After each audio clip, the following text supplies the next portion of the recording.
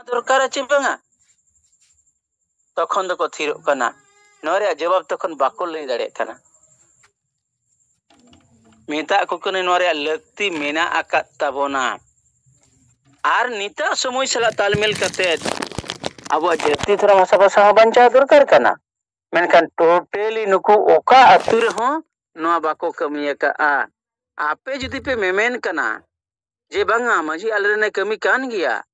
In list कते 1 2 3 4 कते ओका अतुरन ओका जिला रेन ओका प्रखंड रेन मजी बाबा नोआ सिस्टम ते कमी कना उनी मजी बाबा nyutum इन पूरे मइन पे बायोडाटा मइन पे इन उनी सरहाविया मेनखान नित हबित ते जहाँ तीना मजी ना को सांगे मजी के किंतु नोआ बाको कमी कना गणतंत्र मिना अका तबना ओना गणतंत्र को खुनिया साल रे मुचाद अकान से मागमुड़ रे अबु दो मेना मजी बाबाई लैया मा मी सेरमा इन नोआ अतु दिसुमिन चलाव किया बेस्तिन चलाव के बड़ितिन चलाव के मेनखान मी सेरमा नोआ अचु चलाव किया नित दो बाबा इन लड़ा कइन पे ओका अतु रे हम मागमुड़ रे सेन कते नोआ मजी बाबा बाई लई केना मोड़े को बाको लई केना आर तिहिन ओना बांग लई कारण ते अब समाज रे जहां गणतंत्र नोआ को खुनिया गोजेआ को ताले अब समाज रे सिस्टम जहां तहे कना ना गुजुक कना चे बांगा नित ओना समाज रे सिस्टम दो वंशर पर वंश हुजुक कना राजा रे बेटा राजा लकाय बिना कना मझी तो पद कना से संपद कना नोआ दो मझी तो पद कना चेयर कना चेयर रे मन एमा दरकार कना मेनखान को संपद लेका व्यवहार करते अब समाज को गोजेआ समाज रे गणतंत्र को गोजेआ आदो ओना लेकाते ती आले मझी नोआ बिच बदल रे कथा ले साब रखाब का ओना साथे जुदी नोआ अब जाति धर्म भाषा भाषा रे को विचार कना ताहले खान नोआ अबु बो बदल रे लगती बनुआन मेनखान नित हबित तो नतुñ मेन के ओका अतुरे हनवा रे विचार नित हबित ते बाय हुई कना आदो थाइले आपे मा विचार पे मानी तो नौकान मझी जुदी अबु बो दोह को जहां दे बुलुआ जहां दोय ओलो बाय बडाया संविधान रे न्यूनतम जहां बडाय दरकार कना नोआ हो बाय बडाया आर ओना अतुरन ड्राइवर बो बनाव का दिया ओना तो बेस्ते तहेना बेस्ते चला बाय चला ताहले खान आबु नोआ विचार आतु हर ठे बो सेटेरेआ आर अतु हर बो मिता को करा नोआ आपे विचार काते उनी बदले दरकार चे बांगा नोआ आतु हर को ठीका नोआ जायगा रे जुदे बो मिन बेस हर बेस बुझान हर शिक्षित हर या तो सामाजिक धार्मिक राजनीति रे ज्ञान मेना कातया संविधान रे न्यूनतम ज्ञान मेना कातया बुझ दाड़ेया आय उनकान हर जुदे अकु को तहेना ताले कान तिही अब समाज डेवलप हुआ अब जाति धर्म भाषा भाषा रे नापायोआ अधिकार बो न्यामा न विचारवा तो टोला रे आर मिटे अतुर के अबु संगे अल पढ़ाव गिद्रे मेना कोआ डाक्टर मास्टर मेना कोआ महिला को मेना कोआ साथे स्टूडेंट को मेना कोआ नुकु अतुरन हर जावरा काते जुदी को विचारा तले बेस हर को बेना रकाबिया आर अतु जुदी जुमिद इना तले भारत दिसम रेन सतो जतो जायगा गे जुमिदुआ आर उना अतु खुना जुदी को मेना जहां के आदिवासी को जाति धर्म भाषा भाषा मान सम्मान हिजो तबदी रोजगार लगी ए रोड़ा उनी आलेले गड़ोया आर मिट एति खुना मिनिमम जुदी 1000 को गड़ोआ लाख लाख आदिवासी अतु मेनाआन लाख लाख हर जावरा काते अब डीएम एसपी एमन की राष्ट्रपति धबी प्रधानमंत्री धबी नोआ आवाज बो बेनाव रकाब दाड़ेया आर अबुआ अधिकार बो न्यामा मेनखान नित हबिते अतुरे नोआ बाको विचार काते मजी को बाको विचार काते ती नोआ आवाज बाबो बेनाव रकाब दाड़ेया कना सेंगेल दो नाते विचार हटिñeआ सेंगेल दो बाय मेना इन गड़ोइñ में आमा विचार बदल में आमा संगठन खना गे आमा अधिकार लगी आंदोलन बेनाव रकाब में नोआ कथाय लई कना जुदी विचारवा तालकेन विचार तके मनमिया परिवर्तन हिजुआ ᱟᱨ ᱚᱱᱟ ᱯᱚᱨᱤᱵᱚᱨᱛᱚᱱ ᱛᱮ ᱟᱵᱚᱣᱟᱜ ᱡᱤᱛᱠᱟᱹᱨ ᱦᱩᱭᱩᱜᱼᱟ ᱟᱫᱚ ᱱᱚᱝᱠᱟ ᱠᱚ ᱞᱟᱹᱭ ᱟᱠᱚ ᱠᱟᱱ ᱠᱷᱟᱡ ᱫᱚ ᱛᱟᱭᱚᱢ ᱛᱮ ᱩᱱᱠᱩ ᱮᱠᱫᱚᱢ ᱛᱷᱚᱠ ᱵᱚᱜᱟᱣ ᱪᱟᱵᱟᱜ ᱠᱟᱱᱟ ᱠᱚ ᱪᱮᱫ ᱦᱚᱸ ᱡᱚᱵᱟᱵ ᱵᱟᱠᱚ ᱮᱢ ᱫᱟᱲᱮᱭᱟᱜ ᱠᱟᱱᱟ ᱦᱟᱱᱟ ᱱᱟᱣᱟ ᱱᱟᱝᱥᱟ ᱠᱟᱛᱮ ᱠᱚ ᱫᱚᱦᱚ ᱠᱟᱱᱟ ᱟᱨᱚ ᱛᱟᱭᱚᱢ te ᱱᱚᱝᱠᱟᱱᱟᱜ ᱢᱤᱫᱴᱮᱡ ᱠᱟᱛᱷᱟ ᱦᱤᱡᱩᱜ ᱠᱟᱱᱟ ᱩᱱᱠᱩ ᱫᱚ ᱵᱤᱥᱤ ᱡᱚᱦᱟᱨ ᱠᱚ ᱚᱱᱟ ᱥᱟᱹᱨᱤ ᱟᱨ ᱥᱟᱨᱱᱟ ᱤᱫᱤ ᱠᱟᱛᱮᱫ ᱢᱟᱱᱮ ᱡᱚᱵᱮ ᱠᱟᱛᱮᱫ ᱢᱮᱱᱟᱜ ᱠᱚᱣᱟ ᱩᱱᱠᱩ ᱠᱚ ᱢᱮᱱᱮᱜᱼᱟ ᱜᱚᱝᱠᱮ ᱟᱯᱮ ᱢᱟ ᱚᱠᱟ ᱫᱷᱚᱨᱚᱢ ᱨᱮᱱ ᱦᱚᱲ ᱠᱟᱱᱟ ᱯᱮ ᱵᱟᱨ ᱵᱟᱨ ᱩᱱᱠᱩ ᱠᱚ ᱠᱩᱞᱤ ᱠᱟᱱᱟ ᱟᱨ ᱡᱟᱦᱟᱸᱴᱟᱜ ᱫᱷᱚᱨᱚᱢ ᱨᱮᱱ ᱦᱚᱲ ᱠᱟᱱᱟ ᱵᱷᱟᱨᱚᱛᱤᱭᱚ ᱥᱚᱝᱵᱤᱫᱷᱟᱱ ᱨᱮ ᱚᱞ ᱢᱮᱱᱟᱜ ᱟᱠᱟᱫᱟ 25 ᱫᱷᱟᱨᱟ ᱠᱷᱚᱱᱟᱜ ᱮᱦᱚᱵ ᱠᱟᱛᱮᱫ 28 ᱫᱷᱟᱹᱵᱤᱡ ᱢौलिक अधिकार ᱨᱮᱭᱟᱜ ᱠᱟᱛᱷᱟ ᱦᱮᱱᱟᱜ ᱫᱷᱚᱨᱚᱢ ᱡᱟᱦᱟᱸᱭ ᱡᱟᱦᱟᱸᱴᱟᱜ ᱮ ᱢᱮᱱᱟ ᱩᱱᱤ ᱨᱚᱲ ᱫᱟᱲᱮᱭᱟᱜᱼᱟ ᱢᱮᱱᱠᱷᱟन ᱟᱞᱮ ᱫᱚᱞᱮ ᱢᱮᱱᱟ ᱫᱷᱚᱨᱚᱢ ᱨᱮᱭᱟᱜ ᱟᱱᱫᱳᱞᱚᱱ ᱨᱟᱠᱟᱵ ᱛᱟᱵᱚᱱ ᱢᱮ ᱥᱟᱹᱨᱤᱢ ᱦᱩᱭᱩᱜ ᱥᱟᱨᱱᱟᱢ ᱦᱩᱭᱩᱜ ᱵᱤᱫᱤᱱ ᱦᱩᱭᱩᱜ ᱟᱨ ᱟᱹᱫᱤᱵᱟᱹᱥᱤᱢ ᱦᱩᱭᱩᱜ ᱡᱩᱫᱤ ᱟᱢᱟᱜ ᱫᱷᱚᱨᱚᱢ ᱨᱮᱭᱟᱜ ᱫᱩᱞᱟᱹᱲ ᱢᱮᱱᱟᱜ ᱛᱟᱢᱟ ᱫᱷᱚᱨᱚᱢ ᱨᱮᱭᱟᱜ ᱠᱳᱰᱮᱢ ᱠᱷᱚᱠᱚᱭ ᱠᱟᱱᱟ ᱛᱟᱦᱞᱮ ᱠᱷᱟᱱ ᱟᱢ ᱥᱮᱫ ᱠᱷᱚᱱᱟᱜ ᱜᱮ ᱟᱢᱟᱜ ᱟᱱᱫᱳᱞᱚᱱ ᱵᱮᱱᱟᱣ ᱨᱟᱠᱟᱵ ᱢᱮ ᱟᱨ ᱡᱩᱫᱤ ᱡᱚᱛᱚ ᱫᱷᱚᱨᱚᱢᱟᱱ ᱦᱚᱲ ᱡᱩᱫᱤ ᱟᱠᱚᱣᱟᱜ ᱫᱷᱚᱨᱚᱢ ᱞᱟᱹᱜᱤᱫ ᱟᱱᱫᱳᱞᱚᱱ ᱠᱚ ᱵᱮᱱᱟᱣ ᱨᱟᱠᱟᱵᱟ তাহলে 100% আন্দোলন ᱦᱩᱭᱩᱜᱼᱟ আর 100% আন্দোলন হুই লেনখান গে ভারত সরকার ওনাই বুঝ তিয়েগা যে বাংলা আদিবাসী আকুয়াᱜ অধিকার কো খোকᱚᱭ ᱠᱟᱱᱟ ধর্ম রিয়া আর যখন নয়া কো খোকᱚᱭᱟ উন ঘড়ি দো আবু গণতন্ত্রক সিস্টেম তে যাহাই সাঙ্গে হড় কো খোজক কানা যাহাটা ওনা এমতে উনি হই বাধ্যা আবু বো মেতায়া গণতন্ত্র রে সিস্টেম যাহা কানা ভোট সিরি সিস্টেম हो जे नितो भोट रे अडी हर को तिंगुन कना मेनखान जहां गे भोट संगे ᱧᱟᱢᱮᱜᱼᱟ उनगे जीतक कना और उनगे तीन सरकार बनाव कना और उनगे जतो हर अपनार कते तीन भारत दिसम दो चलाक कना उन घड़ी हम उनको को थक बोगाक कना लेकिन ठीक ठीक टू द पॉइंट कते अब जुदी नुकु जवाब बो एमा कोआ ताले खान एकदम परिवर्तन हिजुआ और नितो सोशल मीडिया रे जहां लेकना प्रचार कना अडी केटेज प्रचार कना केटेज कमी चलाक कान ताबोना नोते अडी कमी अबुआ लहावा कना आदमा सनाम कोठे गे अबुआ नोआ बिचार आरो फाइलाव चलाक मा नित आतु आतु टोला टोला धबी सेटेरो कना आरो जदी जस्ती के जस्ती नोकना बो हटिया अबुआ आरो नोआ पॉजिटिव रिजल्ट हिजुआ गोंके अबुने लई का मिद दिन बांग मिद दिन नोआ रे बदल हिजु गिया हर को बिचार गिया तेहिन टीवी दिसम हो किंतु पूरे काट गोड़ा रे तिंगुयेत कोआ यूट्यूब चैनल माध्यम ते खुलियेत कोआ जे मा तेहिन बिचार ताबन पे आदमा इन पाटा सहित खना नोआ माझी बो बदल को आतु बो बंचावा और 5 पॉइंट रे जहां जवाब को खोकोय कना अब जथात जवाब बो एमा को कना और उनको हो बिचार तको बुझते को बाध्य कना जे बांगा नोआ ठीक कथा को रोड कना मा द निये को कथा मेन कते गे इन नोडे मुचरिया मासनाम को जोहार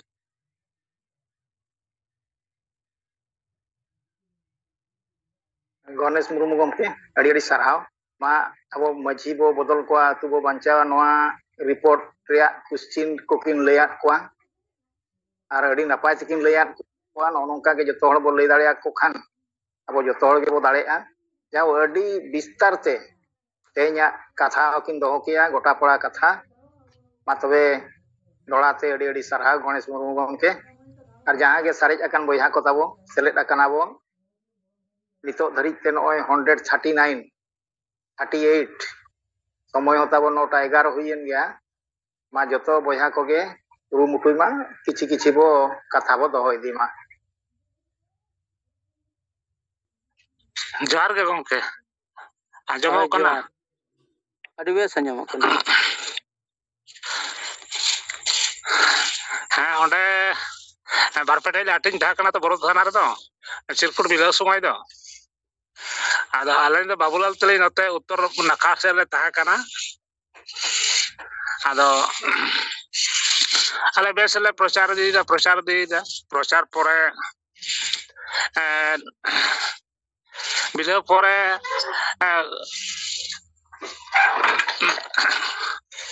मिद घड़ी तगे काटी ले जेल जार कना हंडेंडे ले तिंगु कना हंडेंडे चिरकुट ले हटिंगदा आदो महादेव मांडे और नय सूर्यकांत मुर्मू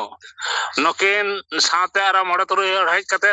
आले साला रेन तको बांग प्रचार बाले प्रचार चोआ अले चिदा गंके आले ना चिरकुट रे चेत बाड़ी ऑल कांते बाले प्रचारा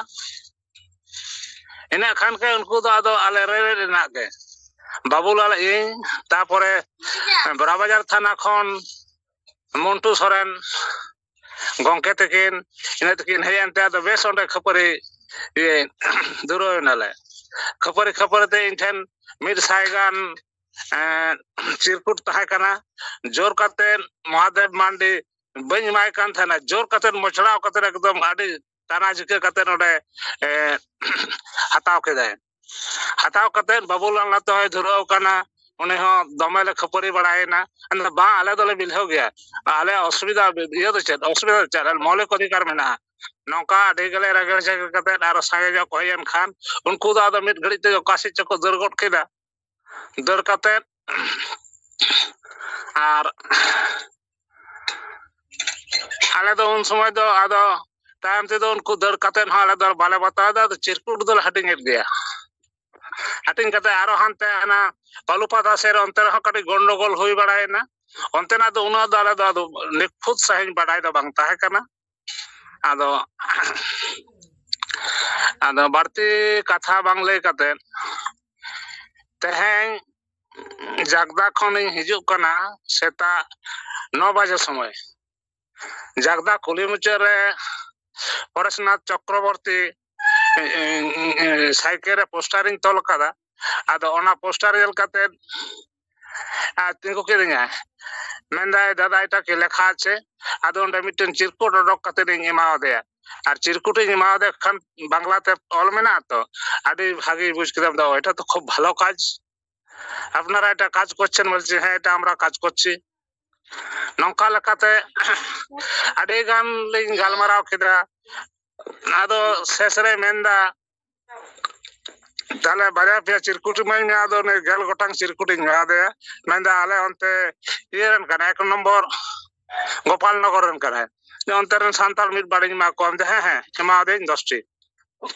नौका कते आडी गान लिंग गालमाराव केदा बेस बाड़ी आडी सराव केदिኛय इन हे सराव केदिया आदो इना परे आदो हे इना बारी अस्पताल मोड़ आर ओंडे कोना अड़ाई हेना आदो मुचाद रे जेट बिंगा बारसी जितकरी सालखान मुर्मू साथे समित्रा मैडम इन पाटा कोन साय साय गड जोहार आर याय राजरेन अब सेंगल कार्यकर्ता को उनको गड जोहार और बढ़ती कथा बांग लay काते नोडे के निजर केदा जोहार गंके आजम लेना अड़ी बेस अंजमेना अबुनी फणिभूषण हांसदा बोरो ब्लॉक टेन कर्मी कनाई आर नुई एन हिलो होनवा चिरकुट हटी रे ताहे कना नुई मिट्टे नौकानी हड़ कान ताबनाय जहां दो उनिया उमेर नितो 80 प्लस 80 प्लस हुई कान ताया आर आया साइकिल रे मिट्टे प्ले कार लेका बनाव काते माझी बो बदल को अतु बो बंचावा आर 5 पॉइंट रे जहां उत्तर बो ऑल का ओना बेनार से ना प्ले कार्ड आया साइकिल रे दोहो काते पूरा पता टंडी आसेना का नित हो जहां करे गे दाड़ान कान गोटा दुनिया दाड़ान काना ओना पोस्टर लगाव काते हड़मरे तहन कांते सेंगल जर्सी बोहरे सेंगल टोपी आर गोटा दुनिया दाड़ान काना अबुआ नोआ माझी बो बदल को अतु बो बंचावा नोआ जहां बिचार नोआ हटिंगे छुटे वकना और नित हो उनिया कथा अबु बो बडाय नाम किया जे मिटे दिकु हड़ होय कुली किदिया आर उनी कुली किदी खान दो चित कान तमा ओना चिरकुटे सब अदिया पढ़ाव के खने उनी होय बडाय नाम दाड़ी आदा जे आपे न बेस कमी कना साउते उनी हड़ 10 टी चिरकुटे खोय किदा दिकु हड़े खोय किया कारण उनी बेसे बुझ के ताइते बेसा जिनिस प्रचार लगित उनी हो आया मन जीवी राकेते जे बंगा नोआ दो pasna dorkar kana adivasi hor ठेन ado ज्यादा से ज्यादा नोआ इन नुई सरहाया नीता नुया उमेर ताय आसी एंते रहो कमी रे मेना कादिया आर अबु नोआ कमियते उनी मन जीवी रे कोनो चिंता उहिर एटा बनु अकात ताया समाज लगित ते उहिर काना हड़मो जीवी ठीक मेना अकात ताया आज हो इन चे हे काना इnya जखन दुख होई लेना माने तारीख प्रॉब्लम होई लेना इnya ओड़ा हे लेना आदो इन दुई मेताय कतना आमा उमेर अडी कोय उन नलो सितुंग इन टे चाम हेजु काना उन आय लई का दुख बेड़ा रे जुदी जहाय बाय गड़ो आ तले उनी दो मनवा दो बांग काना आदो ओना लिकाते नुई अडी सरहाव निता समय रहो अब समाज कमी रे बाय तायमो काना पूरे कमी एकायते मेनाया आदमा उनी बसन हसदा गंके अडी अडी सरहाव इन पाटा से खना आर आमा कमी जाय जुग नो जियड़ तहन मा जोहार जोहार हाँ जोहार गणेश दा जमो कना जोहार अंजमो कना निवेश अच्छा इन सुभाष चंद्र मांडी अब पुरले जोन सेंगल टी प्रेसिडेंट तो तेया नवा सिंगर जुम रे select akan abo sanam single kami ko in pata se kona sagun johar South अबरेन पार्सी जितकरिया दिसम गंके अबरेन नायुरी हरमो नाय नापाय ते ताहेन मा नापाय तबन माय लगनते नवा लगी ताहेना इन पाटा से कोना अबरेन सनम बंगा बुरु कोठेन नेहर जोहार साउथ गंके तेन जोहार आर अबरेन जहारा युलेका मैडम सुमित्रा मुर्मू नुकिन इन पाटा से कोना जोहार चल कते नजुम रे इन बार कथा इन दोहे ताबुना तो तिहिन आबो नय किछुखन मारांग जहाय गंके कथा बो आंजम केदा फनी भूषण गंके सारी गे आडी हाहाड़ा गे आबोरेन ने गंके कमी होरा उमेर नय 80 हुई सकता तो नो नोंकान गंके नोंकान मनेरे दाड़े आर साहस के साथ जहाय कमी कान ताबोना नोआ दो आडी के सारहाव रिया एवं आडी गौरव रिया हो कना कारण नुई लेकान आडी समाज रे अबरेन अमरुबी को मेना कोआ मेनखान सांगे गे नुकु दो ना पौर हांडी न्यूरे व्यस्त मेना कोआ तो नो नोंकान मिट अबरेन बयसान हर अबोना नोआ गंकेया विचार धारा अबोना समाज लहानती रेना विचार धारा बुझेव तियो काते जहाय कमी कना नोंकान हर दो अबो लगी तारीगे गौरवान हर कना को आर नुकु नेलते अबोना मने रे नुकुआ कमी रिया साहस नेलते मने रे अबोरेन सनाम सेंगेल कमिया को आडी दाड़े आगुआ बोना इनिंग आसोआ आर ओना लेकाते अबो जहाय सेंगेल कमिया को जुवन उमेर रे नितो नवा कमी रे बो छुटो बकना नुकु को हो माने नोंका दिल दाड़े को न्यामा ओका लेकाना अनाट हो अनाट लेका बांग को बुझेवा आर ओना लेकाते ओंडे बोरो पाता रे मी झलक आबरेन मंटू सोरेन सारी के मने होइलना नुकु दो मने हुयुक कन ताहेना नेल काते से नितो हो मने रे नोवा गे उयहर हिजुक कना नुकु आबरेन जुवन को नितो जहां लेका साहस आर दाड़े उदुक केते कमी को कमी ताबोना आबो बो जितकर गया आडी लगन बो जितकरोआ बजल सोरेन मिट अबो संतल हुलरेन से आदिवासी को हो कइदर पंचाव रेना हुलरेन हुलगरियै ताहे कना तो होलाना ओना चितर नेल काते मने होइना सारीगे बजल सोरेन रेन मिट बिरोदाली आबो को तला रे हे सेटेर कना उनका के आबरन बाकी जहां महिला को ko seter tahen lena nuku ho Fulo Jhano leka nitok noa somaj lagit teko laha hej akana. To nitok abo no nongkana mi dare bo nyam akada noa kodo sanam ge aboren Jewet Bonga Salkhan Murmuac bicer ar chukti darete. To nitok abo okare ha babo atokoa. Okoy hon bako atok dareabona abo sahos ke sath judi noa kami rebo laha se bo tarama